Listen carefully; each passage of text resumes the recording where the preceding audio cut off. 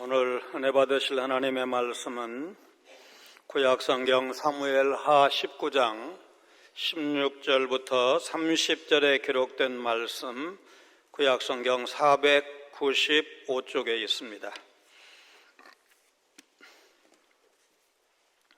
사무엘하 19장 16절부터 30절 말씀, 우리 한 목소리로 봉독하시겠습니다. 바우림에 있는 베냐민 사람 게라의 아들 시므이가 급히 유다 사람과 함께 다윗 왕을 맞으러 내려올 때에 베냐민 사람 1000명이 그와 함께하고 사울 집안의 종 시바도 그의 아들 15과 종 20명과 더불어 그와 함께하여 요단강을 밟고 건너 왕 앞으로 나아오니라. 왕의 가족을 건너가게 하며 왕이 좋게 여기는 대로 쓰게 하려 하여 나룻배로 건너가니, 왕이 요단을 건너가게 할 때에 게라의 아들 시므이가 왕 앞에 엎드려 왕께 아뢰되, 내 주여 원하건대 내게 죄를 돌리지 마옵소서. 내 주 왕께서 예루살렘에서 나오시던 날에 종의 패역한 일을 기억하지 마시오며 왕의 마음에 두지 마옵소서. 왕의 종 내가 범죄한 줄 아옵기에 오늘 요셉의 온 족속 중 내가 먼저 내려와서 내 주 왕을 영접하나이다 하니, 수르야의 아들 아비새가 대답하여 이르되, 시므이가 여호와의 기름 부으신 자를 저주하였으니 그로 말미암아 죽어야 마땅하지 아니하니까 하니라. 다윗이 이르되, 수르야의 아들들아, 내가 너희와 무슨 상관이 있기에 너희가 오늘 나의 원수가 되느냐? 오늘 어찌하여 이스라엘 가운데에서 사람을 죽이겠느냐? 내가 오늘 이스라엘의 왕이 된 것을 내가 알지 못하리요 하고, 왕이 시므이에게 이르되 내가 죽지 아니하리라 하고 그에게 맹세하니라. 사울의 손자 무비보셋이 내려와 왕을 맞으니, 그는 왕이 떠난 날부터 평안히 돌아오는 날까지 그의 발을 맵시내지 아니하며 그의 수염을 깎지 아니하며 옷을 빨지 아니하였더라. 예루살렘에서 와서 왕을 맞을 때에 왕이 그에게 물어 이르되, 무비보셋이여, 네가 어찌하여 나와 함께 가지 아니하였더냐 하니, 대답하되 내 주 왕이여, 왕의 종인 나는 다리를 절므로 내 나귀의 안장을 치워 그 위에 타고 왕과 함께 가려 하였더니, 내 종이 나를 속이고 종인 나를 내 주 왕께 모함하였나이다. 내 주 왕께서는 하나님의 사자와 같으시니 왕의 처분대로 하옵소서. 내 아버지의 온 집이 내 주 왕 앞에서는 다만 죽을 사람이 되지 아니하였나이까? 그러나 종을 왕의 상에서 음식 먹는 자 가운데 두셨사오니 내게 아직 무슨 공의가 있어서 다시 왕께 부르짖을 수 있사오리까 하니라. 왕이 그에게 이르되, 네가 어찌하여 또 내 일을 말하느냐? 내가 이르노니 너는 시바와 밭을 나누라 하니, 무비보셋이 왕께 아뢰되, 내 주 왕께서 평안히 왕궁에 돌아오시게 되었으니 그로 그 전부를 차지하게 하옵소서 하니라. 아멘. 한국교회, 많은 교회들이 몸살을 앓고 있습니다. 교회에 대한 신뢰가 계속 떨어지고 있음을 여론조사 결과가 보여주고 있습니다. 자세히 들여다보면 나름의 이유가 있겠지만 수천 명 모인다고 알려진 교회가 10년 분쟁의 10분의 1 이하로 떨어진 경우가 있습니다. 지난 총회에서 그중에 심각한 몇 교회를 묶어서 수습하기 위해서, 정식 명칭은 길지만 간단하게 말하면 수습위원회를 구성을 했습니다. 코로나 팬데믹도 한국교회만 멍들게 한 것은 아니지만 어쨌든 큰 위기였습니다. 작년들도 아직 완전히 회복된 건 아니지만 교회학교가 그 중에서 그 그늘이 제일 깊다는 생각입니다. 교회학교 학생의 부모인 30대, 40대가 예배 출석을 이제 온라인 예배, 영상 예배를 그대로 고수하거나 이제 밖으로 나간 결과라고 전문가들이 보고 있습니다. 안타까운 건 저출산이 갈수록 심해져서 교회의 미래조차 그다지 밝지 않아 보인다는 것입니다. 그래서 근본적인 질문이 떠오릅니다. 교회는 어떤 사람들의 모임인가? 교회는 뭔가? 다윗왕 앞에 죄 용서를 구하는 시므이와 그를 용서할 수 없다는 아비새, 자기의 종 시바에게 속아서 오해를 뒤집어 쓴, 그래서 억울한 일을 겪었음에도 변함없이 감사하는 무비보셋을 통해서 교회의 본질이 무엇인가에 대해서 진지하게 생각해 보기를 원합니다. 예수님은 마태복음 5장 산상보훈에서 또 내 이웃을 사랑하고 내 원수를 미워하라 하였다는 것을 너희가 들었으나 나는 너희에게 이르노니 너희 원수를 사랑하며 너희를 박해하는 자를 위하여 기도하라 명령하셨습니다. 사도 바울 역시 로마서 12장 19절로 21절에서 같이 읽습니다. 내 사랑하는 자들아 너희가 친히 원수를 갚지 말고 하나님의 진노하심에 맡기라 기록되었으되 원수 갚는 것이 내게 있으니 내가 갚으리라고 주께서 말씀하시니라. 내 원수가 줄이거든 먹이고 목마르거든 마시게 하라. 그리함으로 내가 숯불을 그 머리에 쌓아 놓으리라. 악에게 지지 말고 손으로 악을 이기라 교훈한 바가 있습니다. 다윗은 자신에게 죄 지은 자를 용서하면서도 그 심판을 하나님께 맡김으로 용서와 긍휼을 실천하고 있습니다. 믿음의 사람 다윗에게서 하나님의 사랑과 공의를 실천하는 모습을 배우는 시간이 되시기를 바랍니다. 압살롬과의 전쟁이 끝난 후 다윗은 마하나임을 떠나서 예루살렘으로 돌아가려고 요단강 건널 준비를 합니다. 이 소식을 들은 베냐민 사람 시므이는 다윗 왕이 피난 갈 때 했던 것이 마음에 걸렸을 것입니다. 그래서 용서를 구하기 위해서 다윗 왕에게로 달려왔습니다. 그런데 시므이는 다윗 왕을 만나러 올 때 베냐민 지파 사람을 대거 거느리고 옵니다. 이것은 시므이가 베냐민 지파에서 상당히 영향력이 큰 인물이라는 사실을 보여주는 부분이라 할 것입니다. 그 배경을 믿고 이제 다윗 왕이 피난길을 떠날 때 돌을 던지면서 계속 저주할 수 있었을 것입니다.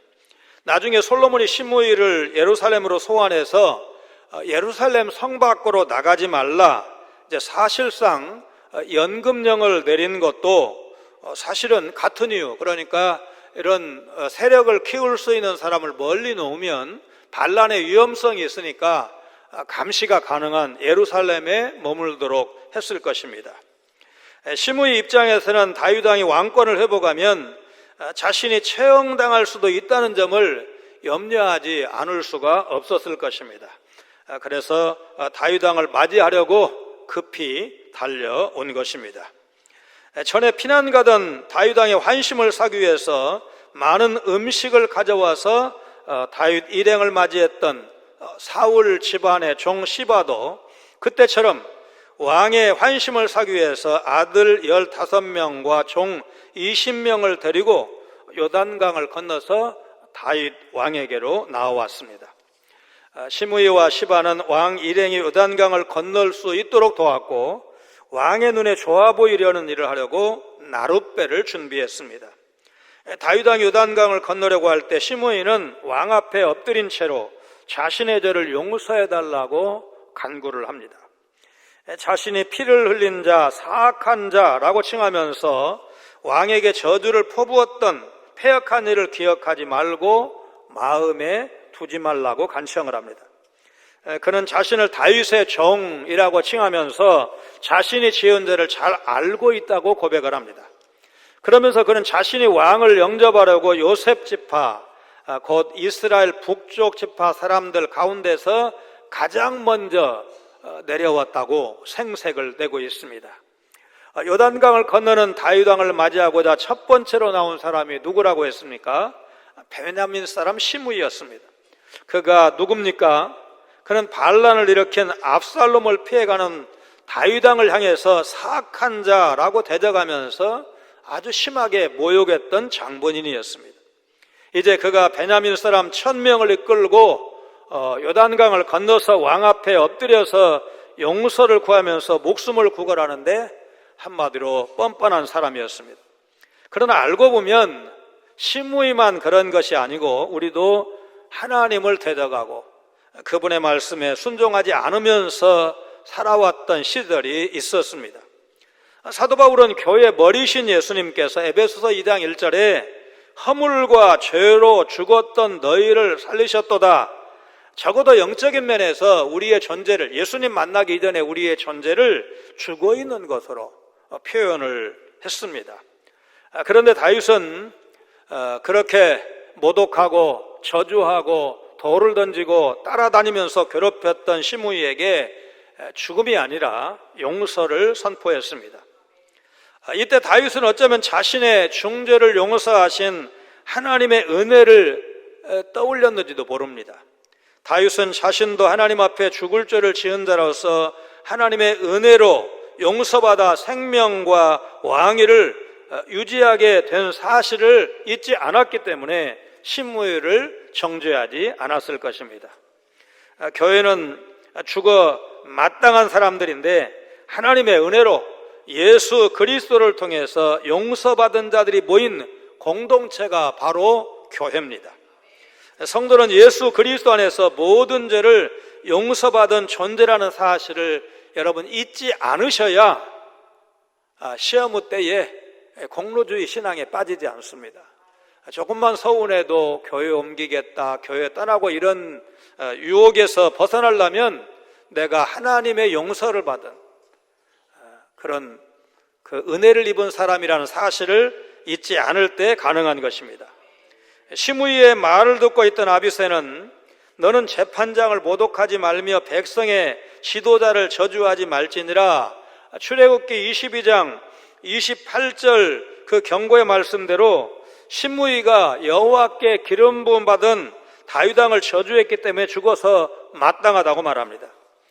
요압의 아우 아비새는 16장 9절에 압살롬의 반란 시 피난길에도 시므이가 다윗 왕을 향해서 저주를 퍼부을 때 그를 죽은 개라고 칭하면서 왕에게 죽일 수 있도록 이제 허락을 청한 적이 있었습니다. 그러나 다윗 왕은 수르야의 두 아들 요압과 아비새 형제에게 자기 일에 나서서 자신의 대적이 되지 말라고 경고하고 있습니다. 여기에서 이 대적이라는 말은 사탄이라는 보통 명사를 썼다는 사실을 이제 눈여겨봐야 합니다. 십자가에서 죽으시고 제3일에 살아나야 할 것을 예수님께서 처음으로 말씀하셨을 때 베드로는 마태복음 16장 22절에 예수를 붙들고 항변하여 이르되 주여 그리 마옵소서 이 일이 결코 죽게 미치지 아니하리이다. 예수님 십자가 지시면 안 된다는 것입니다. 그때 예수님께서 뭐라고 말씀하십니까?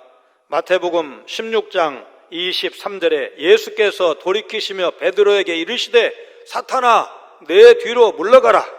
너는 나를 넘어지게 하는 자로다.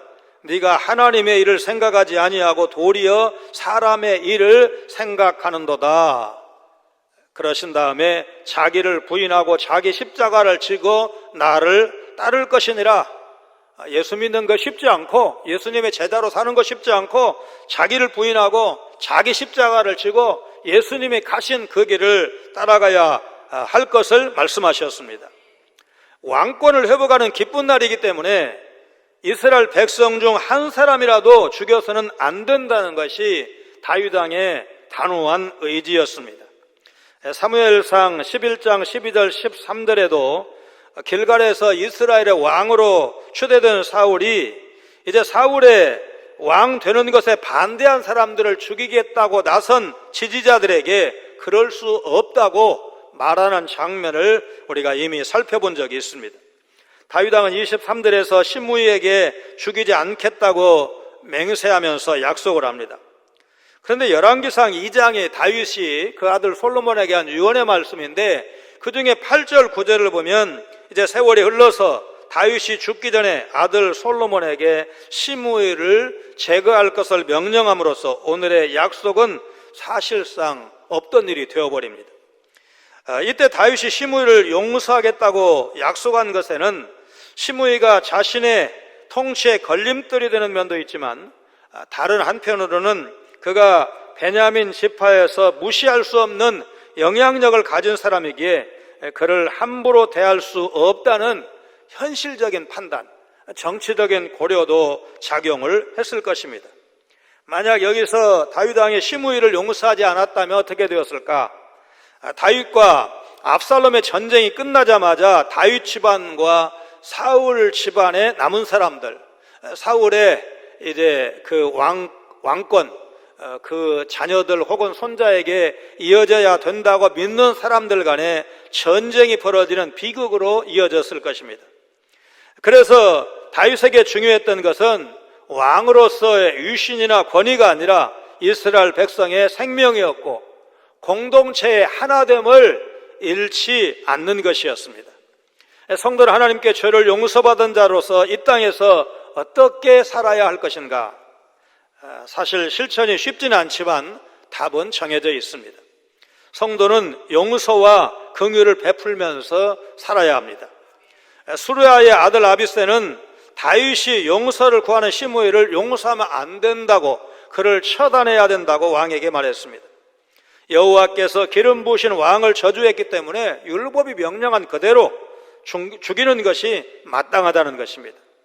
우리를 대적하고 저주하는 자들에게 우리도 아비새처럼 말하고 아비새처럼 행동할 수 있습니다.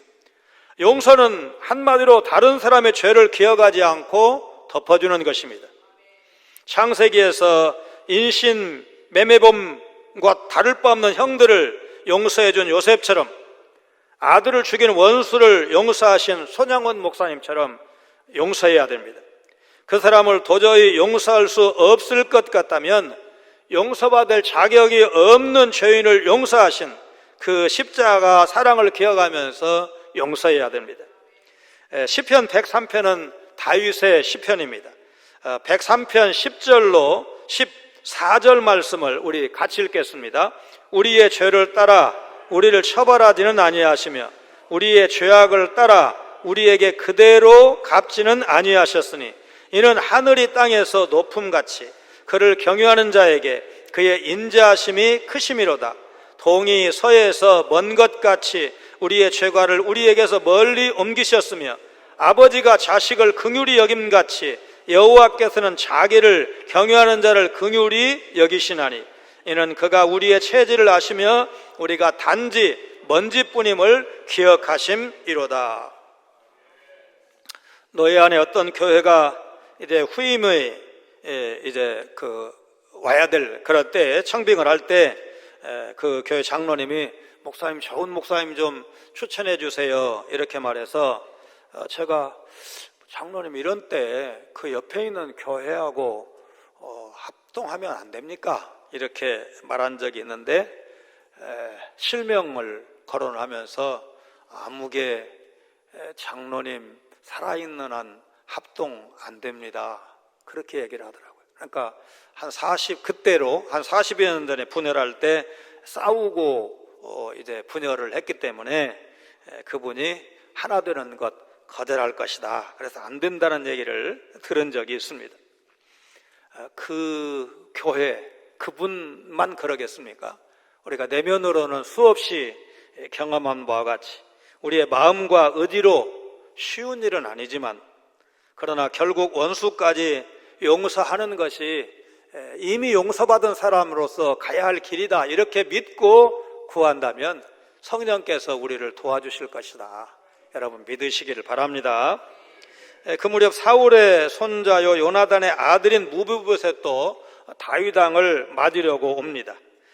그는 다윗이 예루살렘을 떠나간 날부터 지금 돌아오는 순간까지 슬픔에 잠긴 채로 발도 씻지 않고 수염도 깎지 않고 옷도 빨아입지 않은 채로 지냈다고 했습니다. 한마디로 초췌한 모습일 것입니다.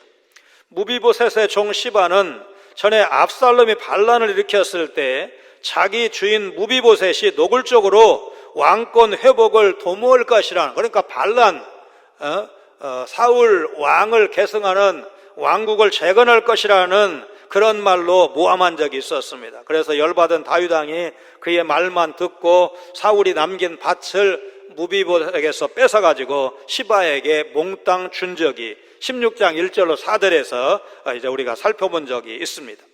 다윗 왕은 그 사건의 연장선상에서 무비보셋을 신문하고 있습니다. 그는 무비보셋에게 압살롬의 반란 시 왜 자신과 함께 예루살렘을 떠나 피난 행렬에 동참하지 않았는지를 물었습니다. 무비보셋은 왕을 따라 나서려고 자신의 나귀에 안장을 주어서 준비했지만 시바가 방해하고 자신을 모함한 것이라고 아뢰었습니다. 그러면서 그는 하나님의 사자와도 같은 왕께서 좋게 여기시는 대로 자신의 일을 처분해달라고 말합니다. 무비보셋은 자기 아버지의 온 집안이 죽을 수밖에 없는 사람들이었는데 다윗이 자신을 왕의 식탁에서 함께 먹을 수 있는 은혜를 베풀어 주셨기 때문에 왕에게 더는 요구할 것이 없다고, 여기 의라는 히브리어로 체다카라는 말을 썼는데 이런 의가 자기에게는 없다고 말합니다. 무비보셋은 시므이처럼 다윗에게 용서를 빌 잘못은 없었지만 자기의 종 시바의 중상 모략이 있었기 때문에 자신의 무죄를 밝히고 있습니다. 흥분하지 않고 겸손한 태도로 왕에게 설명을 했습니다. 24절에 묘사된 무비보셋의 모습은 그가 쫓겨난 왕과 괴로움을 함께하려 했다는 것을 입증해주고 있습니다. 그의 해명을 들었을 때 다윗 왕이 무슨 생각이 들었겠습니까? 쉽게 얘기하면 대략 난감입니다.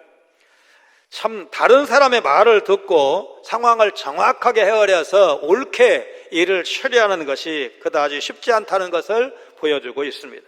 잠언 18장 13절에 사연을 듣기 전에 대답하는 자는 미련하여 욕을 당하느니라. 사실 이제 반란이 나가지고 쫓겨가는 때니까 자초지종을 자세히 듣는 게 쉽지는 않았겠지만 어쨌든 간에 이제 그 모함을 그대로 믿고 사울이 남긴 재산을 몽땅 주고 이제는 이거 아닌가 보다 이렇게 얘기를 듣고 나서는 오히려 그걸 나누게 하는데, 다윗이 이런 결정을 내린 것은 시바나 무비보셋 가운데 한 사람이 거짓말을 하고 있다는 것은 분명히 알았습니다. 열왕기상 3장 16절로 28절에 훗날 이제 다윗의 아들 솔로몬이 맞닥뜨린 것처럼 아버지 다윗도 상반되는 주장을 하는 두 사람을 지금 앞에 놓고 있는 것입니다. 둘 다 옳을 수는 없습니다. 그 두 사람 가운데 한 사람은 진실을 말하고 있고 다른 사람은 거짓을 말하고 있는 것입니다. 다윗은 살아있는 아이를 둘로 나누라고 판결한 솔로몬과 마찬가지로 사울의 밭을 둘로 나누라는 해법을 제시했습니다. 시바와 무비보셋 두 사람을 그저 쉽게 표현하면 절반의 승리자로 만드는 것으로 마무리를 짓고 그 문제의 진실을 끝까지 파헤치지는 않았습니다. 그러나 무비보셋은 왕이 안전하게 예루살렘 왕궁으로 돌아오게 되었기 때문에 시바에게 절반 나누는 정도가 아니고 시바에게 그거 다 주어도 저는 유감이 없습니다. 충분합니다. 나는 왕으로부터 그렇게 인정받은 것 그것만 해도 충분합니다. 그렇게 말을 하고 있습니다. 사실 무비보셋은 비극의 주인공입니다. 그는 왕족 로열 패밀리로 태어났지만 어린 시절 아버지 요나단과 할아버지 사울왕을 한날 잃었고 패전 소식을 듣고 황급히 피난 가던 중에 당황한 유무가 그를 떨어뜨려서 두 다리를 쓰지 못하는 중증 장애인이 되었습니다. 숙부 이스보셋이 이스라엘 다수지파의 왕이 되었지만 부하들에게 암살되고 자기의 종 시바는 자신의 재산을 가로채기 위해서 다윗 왕에게 자신을 모함했습니다. 그런데도 그는 자신에게 은혜를 베푼 다윗에 대해 변함없이 바른 태도와 신뢰를 유지했습니다. 다윗이 쫓겨다닐 때 같은 마음으로 고난에 동참했고 왕이 돌아오자 자기를 배신한 시바에 대한 판단을 완전히 왕에게 맡깁니다. 그리고 왕만 평안하시다면 자신은 괜찮습니다. 그렇게 고백을 합니다. 그는 큰 은혜를 입은 사람답게 신실하고 충성스러웠습니다. 역대상 8장을 보면 하나님은 이 무비보셋을 귀하게 여기셔서 그에게 가문을 이어가는 복을 허락하셨는데, 이게 보통이 아닌 것이 앞으로 우리가 살펴보게 될 사울왕 시대에 이 기브온 사람들을 핍박한 일로 인해서 이스라엘에 기근이 오고 하나님 앞에 다윗이 기도함으로 하나님께서 이제 그 이유를 알려주시는데, 결국 사울 집안에 남은 사람을 내어주고 그들을 처단함으로 기근이 그치게 되는데, 그때에도 요나단과의 언약을 기억해서 이 무비보셋은 내어주지 않았습니다. 무비보셋이 왕이 예루살렘을 떠난 날부터 자신을 꾸미지 않고 왕의 권한에 조금이라도 동참하는 모습으로 지내는 가운데 왕을 맞이했다고 했는데, 이 자세는 하나님의 용서를 받은 자로서 성도가 평생 어떻게 살아가야 할 것인가를 보여준 모범적인 사례라고 할 것입니다. 무비보셋은 자기의 종 시바의 모함으로 인해서 왕에게 오해를 받고 재산도 빼앗겼고, 이제 그 진실을, 오해를 밝힐 기회가 왔음에도 불구하고 하나님, 이 간사한 종 엄벌에 처해 주시옵소서, 그러지 않고 왕 앞에서 오히려 제가 왕으로부터 받은 은혜가 얼마나 큰데 저는 그 재산에 연연하지 않습니다, 그런 모습을 보이고 있습니다. 그렇습니다. 우리는 세상 살아가면서 바르게 살아도 오해는 받고 또 더 심하면 억울한 일을 당할 수도 있습니다. 그럴지라도 우리에게는 변할 수 없는 감사의 제목이 있다는 사실, 다윗왕과 무비보셋은 억울함과 분노를 느낄 만한 상황이었지만 더 중요한 가치를 위해서 내면에 자리 잡고 있을 분노를 억누르고 적절하게 지혜롭게 대처했습니다. 아비새 같은 성정을 가진 사람은 이런 정치적 대처를 비겁한 처사라고 비난할 수도 있을 것입니다. 그러나 다윗과 무비보셋은 자기 분노나 재산보다 이스라엘 왕국의 평안과 왕권의 안정을 더 중요시했습니다. 우리도 더 큰 가치를 위해서 인내와 절제를 발휘해야 할 때가 있습니다. 그럴 때 더 소중한 가치를 지킨다면 하나님께서 마침내 복을, 더 궁극적인, 이전보다 더 좋은 복을 누리게 해 주실 것입니다. 자녀들의 상급학교 합격과 취업, 승진과 영전, 자녀 결혼, 새 장막 입주 같은 이런 세상적인 감사의 제목은 수명이 그렇게 길지 않습니다. 그러나 하나님께서 우리를 죄와 사망에서 구원하셔서 하나님 나라의 풍성한 잔치에 초대하신 이 사실은 절대로 사라질 수 없는 가장 큰 감사의 제목인 것입니다. 교회는 십자가의 대속의 죽으심을 통해서 하나님께서 우리의 죄를 용서해 주셨고 용서받은 그 신앙 고백이 있는 사람들이 모인 공동체가 교회라고 했습니다. 교회와 세상 속에서 용서와 긍휼을 실천하면서 내가 받은 은혜, 그 죄사함의 은혜에 대해서 한평생 감사하며 살아가셔야 할 것입니다. 사랑과 공의는 하나님의 대표적 속성으로 어느 것 하나 포기할 수가 없습니다. 성도는 심판하는 자가 아니라 하나님의 은혜를 입은 자로서 거룩하게 살아가야 되고 말씀에 순종하는 삶을 살아가야 될 사람일 뿐, 사랑과 용서를 실천할 그런 위치에 있다는 것을 기억해야 합니다. 죄에 대한 심판은 공의로우신 하나님의 주권에 속한다는 사실을 인정하시면서 남은 날 예수님처럼, 창세기의 요셉처럼, 오늘 본문의 다윗처럼 사랑과 용서와 긍휼을 실천하는 성숙한 성도로 살아가시기를 주님의 이름으로 축원합니다. 거룩하신 하나님, 성도인 나는 하나님께 용서받아 하나님의 자녀요 천국 백성 되었다는 사실을 잊지 않기를 원합니다. 내가 용서받았으므로 다른 형제의 허물도 용서할 수 있는 성숙함을 허락하여 주옵소서. 무비보셋처럼 모함을 받아 억울한 일을 당해도 심판하신 하나님께 맡기고 공동체의 화평을 위해 자기를 비우는 겸손함을 잃지 않게 하여 주옵소서. 우리 가정과 교회, 공동체 하나됨을 위해 용서하고 용납해야 될 대상이 있다면 먼저 그에게 화해의 손을 내밀 수 있는 용기를 허락하여 주옵소서. 말씀과 기도의 사람 다윗도 피해가지 못한 실수를 기억하며 어떤 상황에서든 상대방의 마음을 깊이 헤아리게 하시고 인내와 온유로 모든 상황을 대할 수 있도록 넓은 마음도 갖게 하여 주옵소서. 우리 인생길에도 시므이, 시바, 무비보셋 같은 유형의 사람들 얼마든지 만날 수 있사오니 성령의 인도하심 가운데 그럼에도 불구하고 선대할 수 있는 넉넉한 마음을 허락하여 주옵소서. 예수님 거룩하신 이름으로 간절히 기도하옵나이다. 아멘.